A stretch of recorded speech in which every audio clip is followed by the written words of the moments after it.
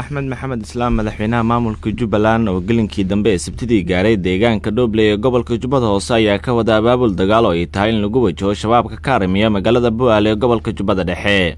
madaxweynaha Jubbaland wuxuu hadafkiisu yahay in magaalada Bu'aale uu kala horwareego dowladda federaalka oo toddobaadkii la soo dhaafay ku howlneed abaabul ciidan oo doonaysa in shabaab loogu saaro xarunta gobolka Jubbada Dhexe ee Bu'aale.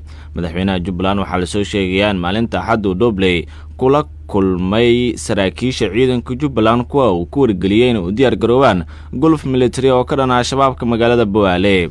madaxweyne Axmed Maxamed Islaam Axmed Madow wuxuu sidoo kale kulan albaabada ay u laabnaayeen Dooble uu kula qaatay saraakiisha ciidanka Kenya ee qaybta ka ah AMISOM oo la sheegayo in uu ka dalbaday inay ka taageeraan howlgalka uu qorsheynayo inuu kula wareego magaalada Bu'aale. sidoo kale madaxweynayaasha madaxweyne Axmed Madow wuxuu odayaasha dhaqanka reer Dooble la kulmay oo weydiistay inay taageeraan qirarada cusub oo ay Jubbaland ugu talagashay in marka ugu horeysa ay ku weerarto Bu'aale.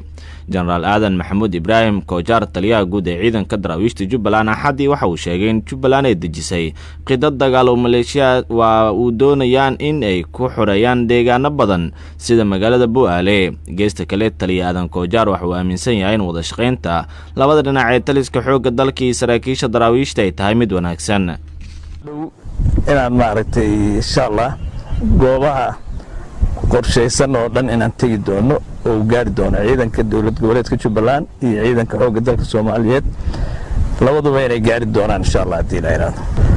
hawlgalkan annaga iyo ciidanka xoogga dalka Soomaaliyeed markii hore waxaanu ahayn ciidamo iskaashi tabeed iyo mid dabeed oo ka dhaxeeyo oo la dagaalanka al-shabaab ka midaysan. haddana sidii baan uga midaysanahay waana ka wada qayb qaadanaynaa annaga iyo ciidanka xoogga dalka Soomaaliyeed siiba ciidanka jooga sida ciidanka qaybta 43 iyo ciidanka sida gaarka u tababaran ee danab cid kasta oo kale oo naga gacan siinaysa ama naga caawinaysana waan soo dhaweynaynaa iyadana insha Allah hadii la yiraahdo. laakiin waa isku tashi weeye aan isku tashanayna annaga iyo ciidanka xoogga dalka Jubbaland iyo ciidanka xoogga dalka Soomaaliyeed isku tashanayaan. dhanka kale Axmed Madow waxaa lagu wadaa inuu Dooble ugu sii gudbo Qooqaan iyo Afmadow isagoo markaas ku dardargelinaya isku dagiisa uu ku doonayo qabsashada Bu'aale. dowladda Soomaaliya oo khilaaf xoogan kula dhaxeeya Jubbaland ayaa wali waxay ku howlan tahay in gulf military oo ka dhanaa shabaabka ka arimiya magaalada Bu'aale si ay ugu xoojiso cadaadiska ay ku hayso maamulka Axmed Madow oo ka dhisay magaalada Kismaayo. xukuumadda waxaa lagu sheegay go'aanada ama yoolka ay doonayso markay la wareegto Bu'aale oo ku magacaaban xarunta maamulka Jubbaland inay ku qabato doorasho dadka reer Jubbaland ay ku soo dooranayaan madaxweynaha xiga haddii ay iska diideen inay aqoonsato doorashadii mar labaad lagu soo doortay Axmed Maxamed Islaam Axmed Madow ee 22kii bishii Agoosto ee sanadkii 2019 ka dhacday magaalada xebeedka Kismaayo.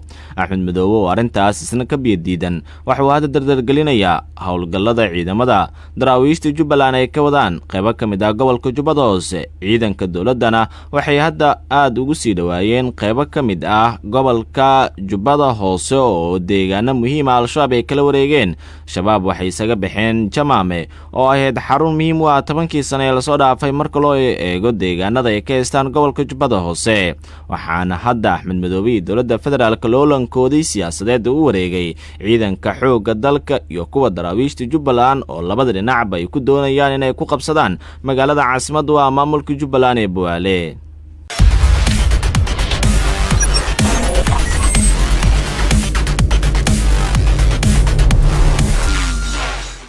janalka warar cusub haddii uu kugu cusub yahay fadlan subscribe saar oo riix gambaleelka mahadsanid.